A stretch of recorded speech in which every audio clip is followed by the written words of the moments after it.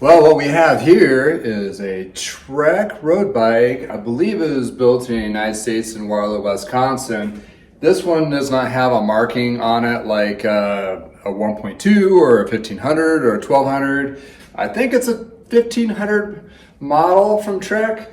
I'll have to look at the spec sheets on it and cross-reference the bottom bracket serial number, but it does have a combination of 105 with Ultegra componentry on it, which is actually pretty decent. So this is one of their workhorse road bikes that they had in the early 2000s and mid 2000s. A little bit nicer SL aluminum frame, carbon fork. And it has also the 105 STI shifters and brakes. But this is when they had the year where they did a lot of mix and matching.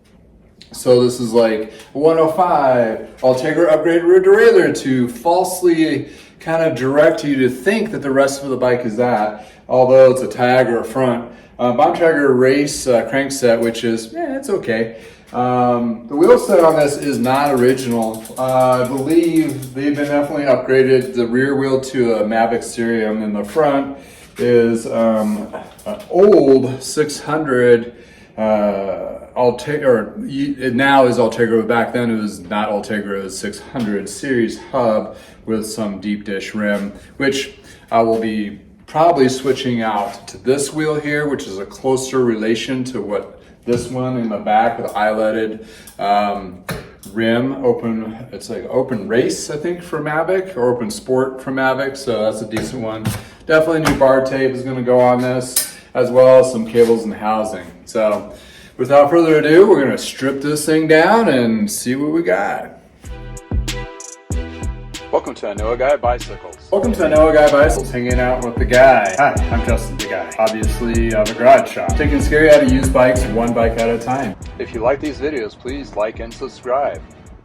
So this is what we're going to do is basically take all the parts off, kind of inspect as we're doing that, and get all the parts prepped to go into the Sonic Cleaner. The Sonic Cleaner is a great tool to be able to get all those nicks and cranny grease deposits out of the drivetrain, as well as all the other parts, as well as the shifters. Shifters with this age, they have like it was a decent grease from Shimano, from the manufacturer, where they put it in there, but over time it hardens. And what that does is makes the poles stick so they don't catch in gear, so it doesn't feel like it actually works very well. So once you use the Sonic Cleaner with the heating element, really works all that gunk out, then you can flush it out and then put in a nice light lube, which makes the shifter come back to life to almost like new position. So let's jump into this and see what we got.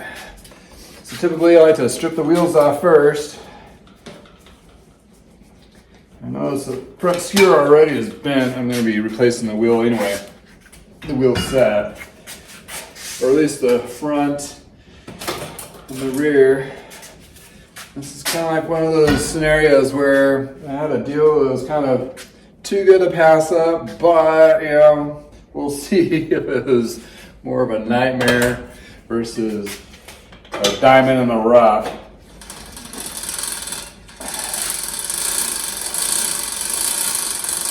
And this does have the older 26.6 stem, which I might look and see if I have something that I can replace it with.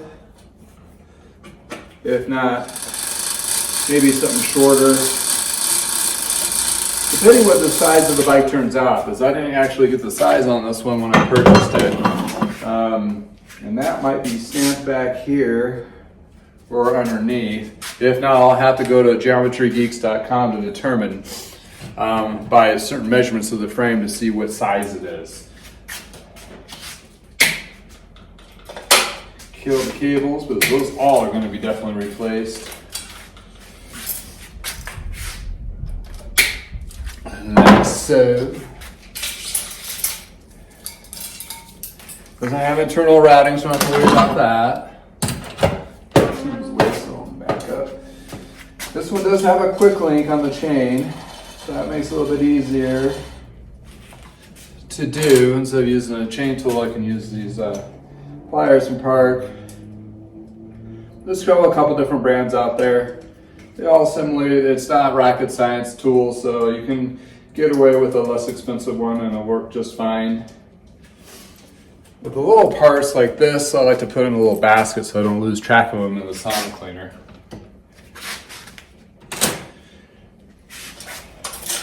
I did pre-measure the chain. It's at 0.5, so it's still a little bit of life on there. Depends how well it cleans up. I like to get these cut off cables first. And once I get all the parts off, that's when I like to inspect the frame and kind of wipe it down. I found some very interesting stuff going on. I'm not sure what the logic was behind it, but like here, they put like electrical tape over logoing. You know, some people do that to kind of hide their bike if they're taking it to college or school or something like that. So, or they're trying to hide something that's damaged on the bike. So that's something to look for when you're purchasing something used. Those guys onto the drivetrain.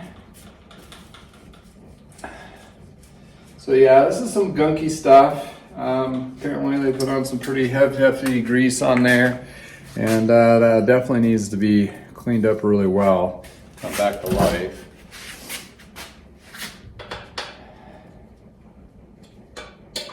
What kind of clamp is this?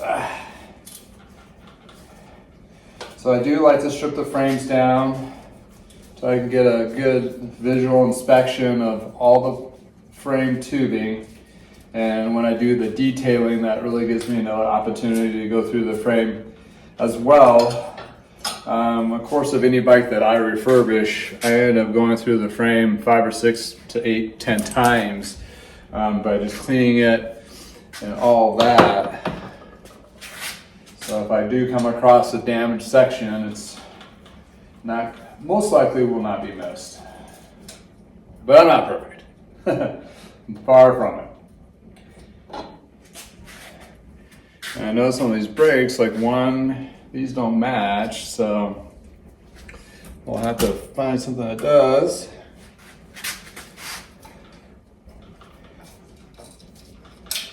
And the front and the rear, they are different. So the dead giveaway is where the insertion or the screw for cartridge replacement will show you.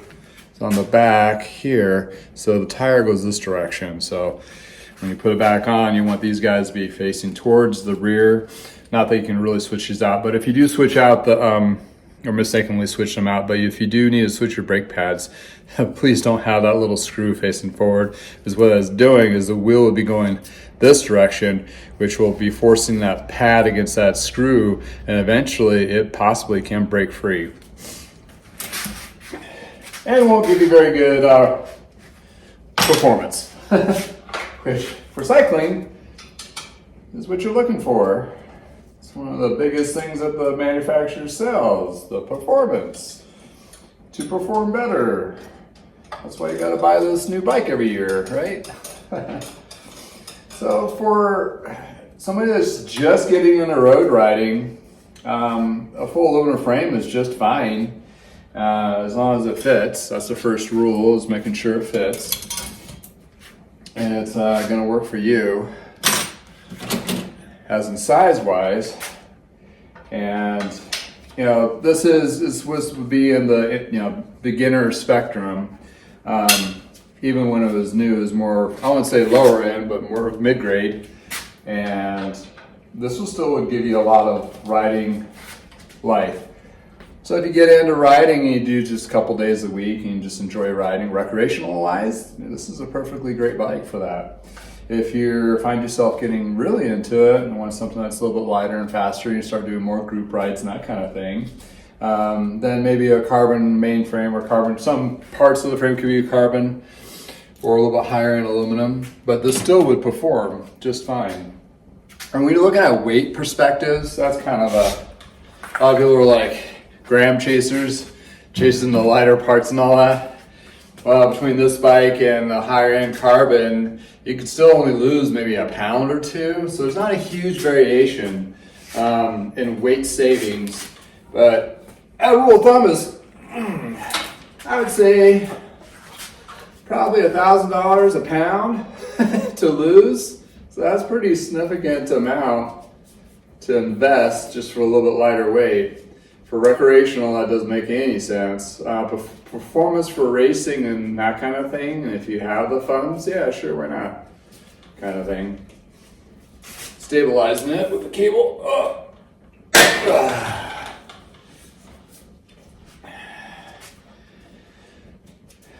So this is kind of a spline system. It's right before they went to through axles for the bottom brackets. These guys were typically pretty hard to undo. This is just the torque on them. Then you do have to use crank pullers. So there's two types of crank. Well, there's a lot of different crank pullers out there, but the two that I use mostly for square taper bottom brackets is a smaller one here. For more of the spline type, Shimano or like FSA, bond tracker ones like that, they're a little bit wider. You can see the diameter difference between them. This actually gets in there and pushes up against the bottom bracket spindles.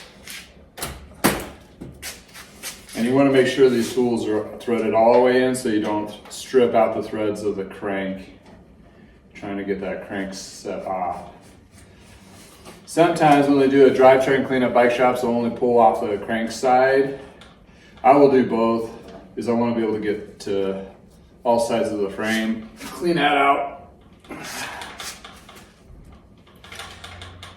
And the reason why it has a shorter handle is so you can take the cranks off with the pedals on there still. But for me, that's a disadvantage. So that's why I have a huge cheater in the corner here. It's yeah, boy. Leverage is my friend, that's for sure, when it comes to these guys. And hopefully I can get this one off without any trouble. Still using that old pedal strap. Comes in handy to hold the crankset in place so you're not fighting the crankset as well as the crank arms. And there's also a specialty tool to take these particular cranks off as well. But typically it's easier to get the cranks off with a crank puller than it is to try and get the crank bolt out. The crank bolts just get so dang tight on there.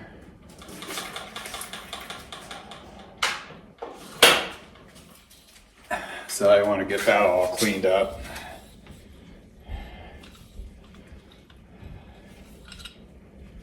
Like so. All right. So I got the frame pretty much cleaned down. Double check that bottom bracket. See if I have to switch that. There's also a cable guide I like to pull and clean underneath here. These ones were kind of nice because dropsies, they made them out of metal, so that was kind of nice. And screw in the little basket.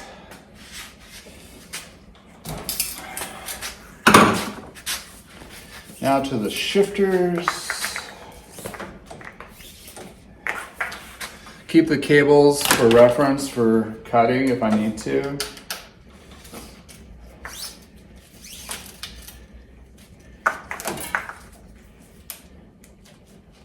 And also the sonic cleaner will clean out all this gunk that's inside.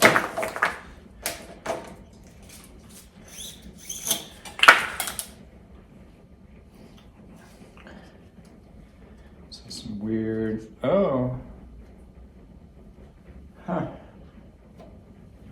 Looks like this had a, it's part of the casing, okay.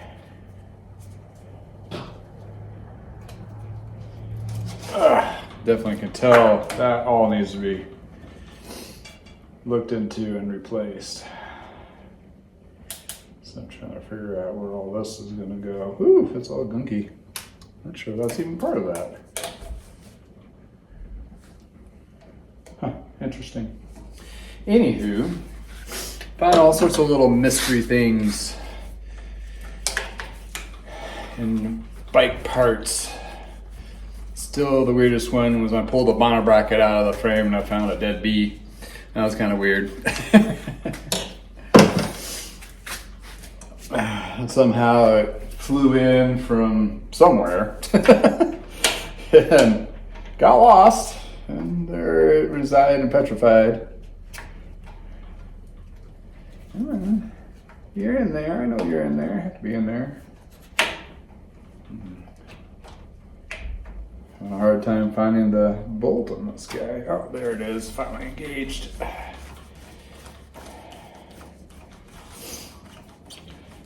I have a feeling this kind of bar tape might be a little booger to strip off. We'll see. At this point, kind of like a pre-cleaner, I take some degreaser and I spray it inside the actual shifter itself to help the sonic cleaner kind of break up what's in there, kind of like a pre-treatment. I do that with the parts as well.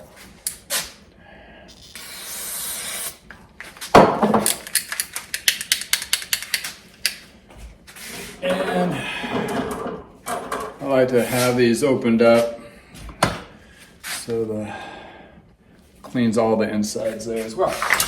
So my parts are ready. Get into the cleaner. Let's take a peek on this. How big this tape is going to be. Take off. Oh, it might not be too bad.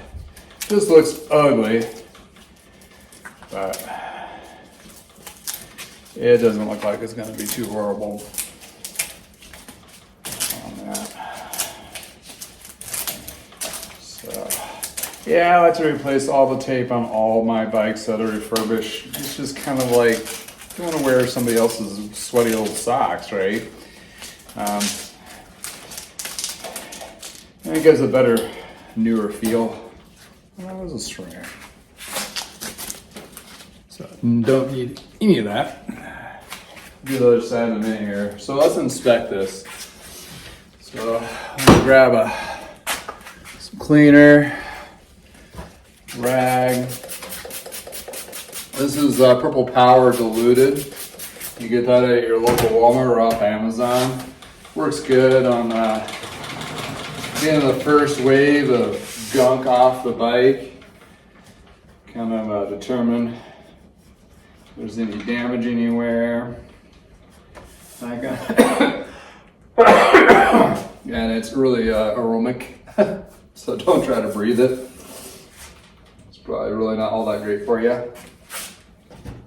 That's why I spray it on the rag most of the time. Away from my face. So this has some cool little decaling on it, which is like bar tracker over here with the truck decaling on the seat stays. The Shimano, kind of like your race car theming. So the question is this a diamond in the rough or is it just rough? Well, so far, and trick to get really boogered, stubborn stuff off, I use a tire lever. The tire lever is a nylon, hardened plastic, so the likelihood of it to scratch is less. Especially when you get like stickers and stuff you need to try to get off. So, alright, something a little bit harder.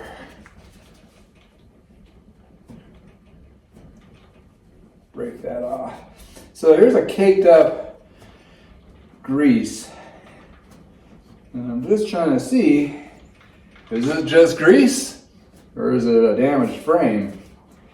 I've come across frames that I thought was dirt, which was actually turned out to be a crack underneath that dirt. In this case, it looks like we're in pretty good shape. So you can already see it's starting to come to life, just being cleaned, getting a lot of that first layer of gunk And these are the kind of ones I really geek out on because it's such a huge transition from what it looked like to when I'm done with it, breathing new life back into it, kind of thing. And this is when, after a few years of truck owning Gary Klein taught truck how to weld, or that's how it kind of appeared, because before that, truck was just bonding all their frames together, and even aluminum ones. And you can see the welds on these are higher grade, so a lot smoother, and that's just the bead itself. Also, another little tidbit is when they were manufacturing frames, they have 3 grades of welders, as in qualified welders, A, B, and C welders, as they call them. And if I'm wrong about this, you know that for sure, just throw down a comment below. School me on it. But what I remember, what I was told, you know how memory goes, that there are A, B, and C welders, and the A welder was a higher grade welder, well-skilled welder, and they would do the welds that you'd see more exposed. Then the B welders would do the more or less non-seen, and the C welders would do the areas where you're not going to hardly see it all. So you'd have, you know, it didn't sound very it sounded counterintuitive to have 3 different welders work on one frame, but you're talking about assembly line type situation, right? So, you know, the A welder would have it in the jig and be like, weld, and weld. Then that you go to the next jig, or the jig would move, and the next guy would put on, like maybe the dropouts and this, and the last welder would put everything back together and weld the bottom part. Something like that. I'm imagining would probably happen. And the welds all look pretty close to the same, so maybe they didn't do that in this particular one, but the early manufacturing of aluminum frames when they're welded, you know, you look at the old aluminum frame, you can see the weld beads.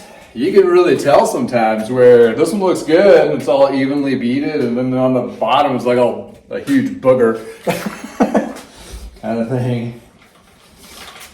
And last but not least, I'm going to double check the underneath. So that's where the scary lives,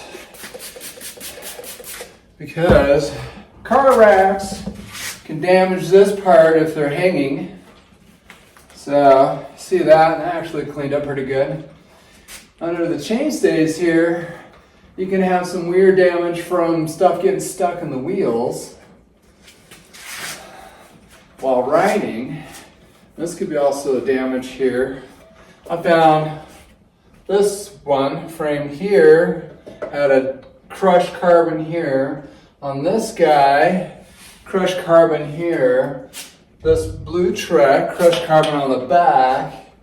And the Klein back there, similar crush on this chainstay. So I found all of them while I was doing this position of cleaning. So this is very important to me because, lo and behold, I have 4 frames that are needing a repair, where I'm going to be learning how to do some carbon minor repair here real soon. And yes, I will make a series of videos on that as well. Hey, I think we got ourselves a diamond. At least the frame and fork.